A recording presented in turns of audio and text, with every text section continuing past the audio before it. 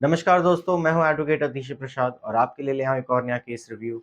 और आज का टॉपिक है लैंड एक्विजिशन। दोस्तों, लैंड एक्विजिशन के मैटर में जब आप लैंड एक्विजिशन ऑफिसर के ऑर्डर को रेफरेंस कोर्ट में चैलेंज करते हैं, तो सबसे मेन ग्राउंड आपके एग्जाम्पलार को रिजेक्ट करने का ये होता है कि वो छोटे प्लॉट का होता है। अब ऑब्वियसली जितना बड़ा लैंड एक्वायर हुआ है उतना बड़ा लैंड का तो आप एग्जाम्पलार ला नहीं पाएंगे, इसलिए बहुत मुश्किल हो जाता है दूसरे प्लॉट का एग्जाम्पलार दिखाना।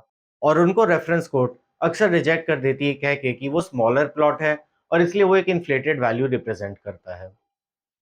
दूसरा क्वेश्चन ये होता है दोस्तों कि जब आप जैसे जितने भी 4-5 सेल डीड दिखाएँ, तो इसमें क्या उनका एवरेज लिया जाएगा या उनका हाईएस्ट एग्ज़म्पलार भी लिया जा सकता है? तो इन दोनों क्वेश्चन को मध्य प्रदेश हाई कोर्ट ने आज के केस में डिसाइड किया है और समझते हैं हम क्या है कोर्ट का डिसीजन बिना किसी देरी के। दोस्तों, इस केस के फैक्ट्स भी हर लैंड एक्विजिशन मैटर की तरह इसलिए उनको ज़्यादा डिटेल में एक्सप्लेन करने की ज़रूरत नहीं है। बेसिक सी बात थी कि लैंड एक्विजिशन ऑफिसर ने एक सर्टेन रेट डिसाइड किया।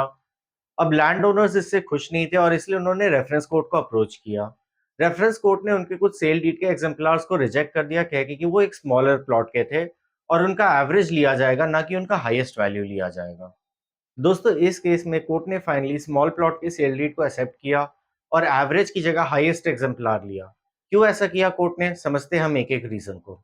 दोस्तों, सबसे पहला रीजन तो ये था कि कोर्ट ने कहा कि ऐसा कहीं कानून में लिखा हुआ नहीं कि स्मॉल प्लॉट के सेल डीड को कंसिडर ही नहीं किया जाएगा।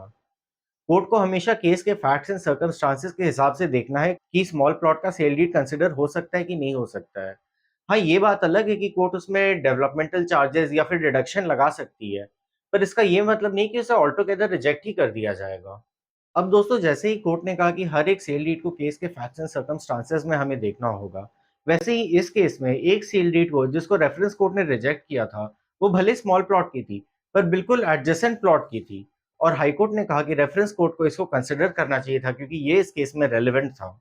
दोस्तों, एक और ग्राउंड जो एक्वायरिंग बॉडी के अधिवक्ता ने लिया था, वो ये था कि जो सेल डीड थी वो नोटिफिकेशन के कुछ ही महीने पहले एग्जीक्यूट की गई थी, इसलिए वो एक शैम ट्रांजैक्शन है।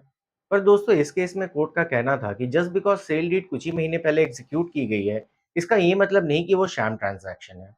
ऊपर से इस केस में सेल डीड कुछ 5-6 महीने पहले एग्जीक्यूट की गई थी और कोर्ट ने कहा था कि एक रीजनेबल टाइम है ये कहने के लिए कि ये एक शैम ट्रांजैक्शन नहीं है।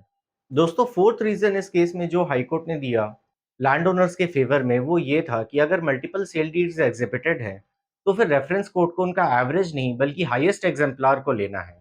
हाई कोर्ट ने साफ शब्दों में कहा कि अगर मल्टीपल सेल डीड्स अवेलेबल है और उनमें से कोई सेल डीड कंपेरेबल लैंड की है और जेन्युइन है, तो फिर ऐसे केस में हाईएस्ट एग्जाम्पलार को लिया जा सकता है for the purpose of determining the compensation.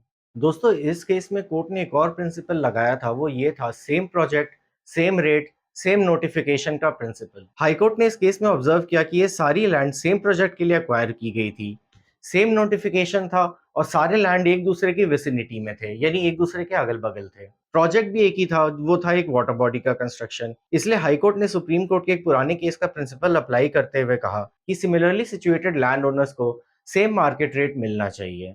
तो दोस्तों, इस केस में फाइनली हाई कोर्ट ने लैंड एक्विजिशन ऑफिसर के डिसाइडेड कंपनसेशन को बढ़ा के काफ़ी बड़ा अमाउंट कर दिया। वो इसलिए था क्योंकि हाई कोर्ट ने हाईएस्ट एग्जाम्पलार को कंसिडर किया for the purpose of determining the compensation. तो दोस्तों, इस केस से हमारे क्या की टेकअवेज हैं? दोस्तों, इस केस से हमारे मेन की टेकअवेज ये है कि लैंड एक्विजिशन ऑफिसर या रेफरेंस कोर्ट जब भी कंपनसेशन डिसाइड करती है, तो उस वक्त दिए गए सेल डीड्स को वो केवल स्मॉल प्लॉट का कह के रिजेक्ट नहीं कर सकती है। उनको हर केस को अपने फैक्ट्स एंड सर्कमस्टांसेस पे देखना है। हाँ, ये ज़रूर है कि वो उसमें कुछ डिडक्शन लगा सकते हैं, पर आउटराइट रिजेक्ट करना केवल स्मॉल प्लॉट के ग्राउंड पे इज़ नॉट प्रॉपर। दूसरी बात ये है कि जब multiple sale deed as an exemplar दिए जाते हैं, तो उनका एवरेज नहीं बल्कि हाईएस्ट वैल्यू लिया जाएगा।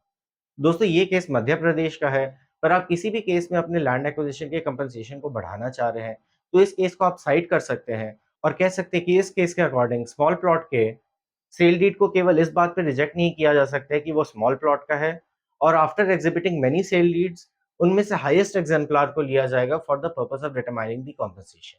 आशा करता हूँ दोस्तों, ये लैंड एक्विजिशन एक्ट का केस रिव्यू आपको पसंद आया हो और इससे लीगल अपडेट्स के लिए जुड़े रहे हमारे चैनल प्रसाद लॉ से।